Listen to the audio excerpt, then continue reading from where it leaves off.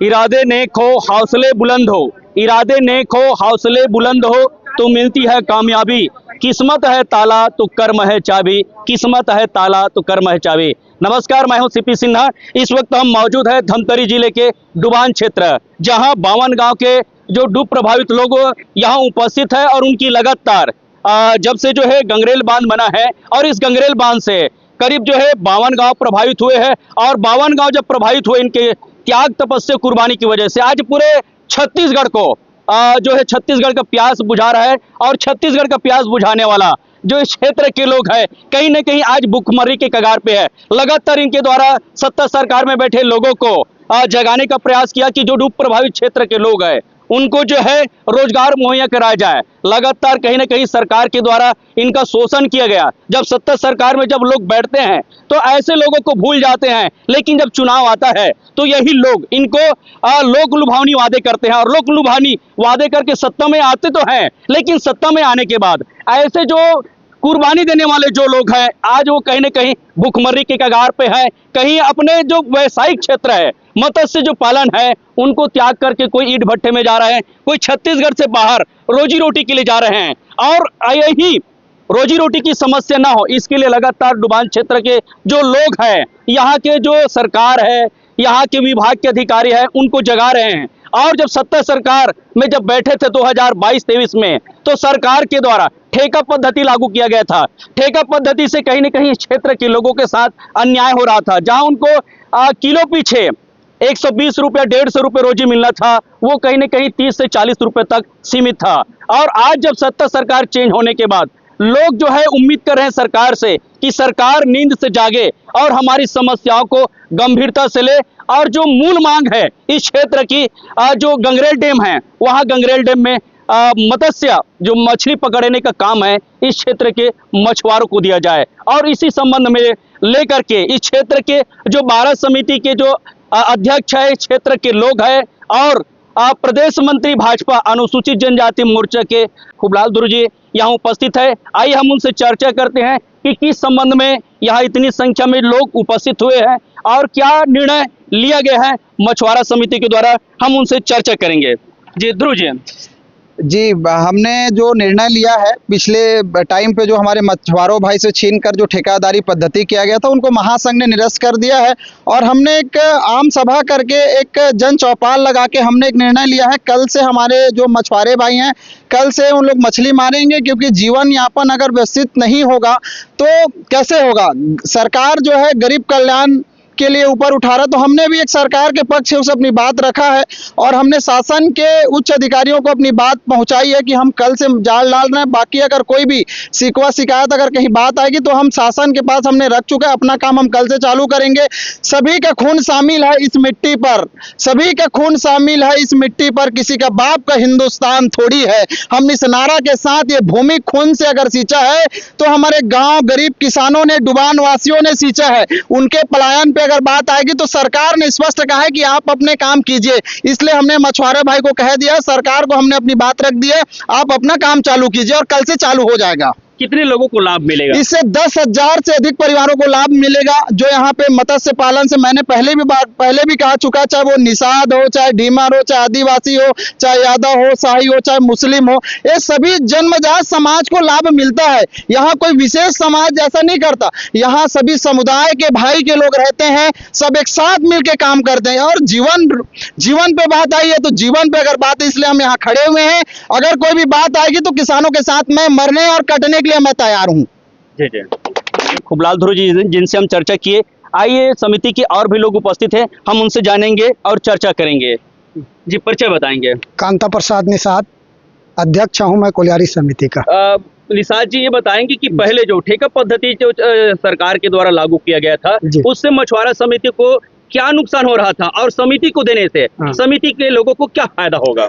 ठेकादारी देने से मछुआरा का अर्थव्यवस्था डगमगा गया था। 20 रुपये 30 रुपये किलो में माने केजी में दिया जाता था मजदूरी रेट। जी जी समिति को 2 रुपया 4 रुपया दूंगा करके ठेकादार बोला था, उनको भी 1 पैसा नहीं दिया जी, जी। गया। तो समिति का जो आय था वो भी चरमरा गया था, 1 पैसा समिति में नहीं आता था। जी, जी। जो रॉयल्टी देना था समिति को वो भी नहीं देता था, न सही ढंग के आज तक मजदूर को भी सही ढंग से पेमेंट नहीं है। 30 रुपये 40 रुपये में भी पेमेंट सही ढंग से नहीं मिल पाया है।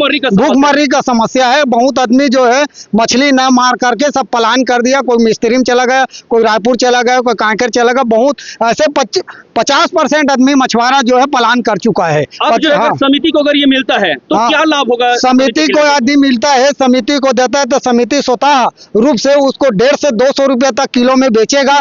10 रुपये 15 रुपये समिति में रॉयल्टी देगा। समिति का आय भी बढ़ेगा, समिति का अर्थव्यवस्था भी बढ़ेगा और मछुआरा का हित भी होगा, उनका परिवार का भरण पोषण होगा। और जो जितना भी पलायन किया है बाहर कमाने के लिए वो सब वापिस यहाँ मछली मारने के लिए आएंगे।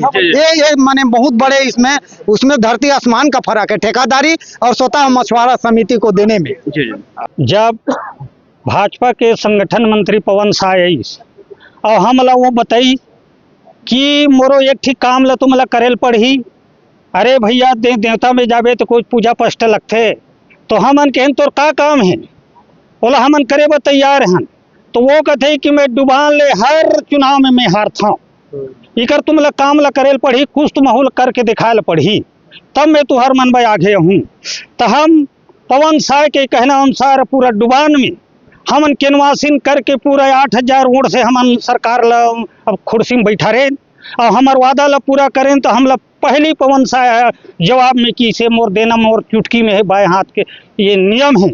और पवन शाह कहते मैं गंगरेल जलाए सैला, मैं तुमला दे डारे पट्टम दे डारे, जाओ तुमन मारो। और जो नीति संशोधन होत रही वो संशोधन होने के बाद तुमला 10 साल के पट्टा मिलही और तुम्हारा हक ला पूरा दूँ।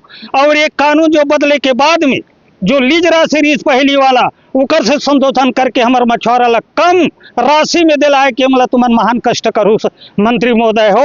और अतके कहे कि मैं अपन वाड़ी ला विराम देता हूँ। ठेका प्रथा से का दिक्कत होता है? ठेका प्रथम हमला ये होतरी से आज ये गंगरेल जलाशय में ठेका प्रथम या ठेकेदार के सकल हमार मछुआरा नहीं जाने हैं, अध्यक्ष हमार मछुआरा नहीं जाने हैं। आज मोला भेजती, आज कौन हो चपरासील भेजती, कौन हो भेजती, चुकर माध्यम से काम करवाए और काम करवाए। उकर बाद हमला हर बेखत जब तक के गंगरेल जलाशय बनाई तब तक के आज कौन होला थाना के मुंह देखना नहीं पड़ी से ये ठेकेदार के नाम लेके पूरा सब 11-12 समिति के मछुआरा वाला थाना में हल लेक के ढोस के पैसा ली से और हमला छोड़ी से। एकरे कारण हमन कुछ बात ले अपन नेता संगठन के जो पूर्व अध्यक्ष खूबलाल धुरुल हमन बताएं तो हमारे साथ में संग दी और ये सफल हुई। मैं आज ये खूबलाल भैया ला पूरे मछुआरे की तरफ से मैं बार कोटि नमन और धन्यवाद देता हूँ। अमर गुहा मछुआरा सहकारी समिति मर्यादित तेलगुड़ा आने देख अभी जैसा विधान लोकसभा चुनाव हुआ हमको आश्वासन किया कि भाई हम गंगरेल आपको देंगे, जैसा तैसा निरस्त करके देंगे, हमको सपोर्ट करो।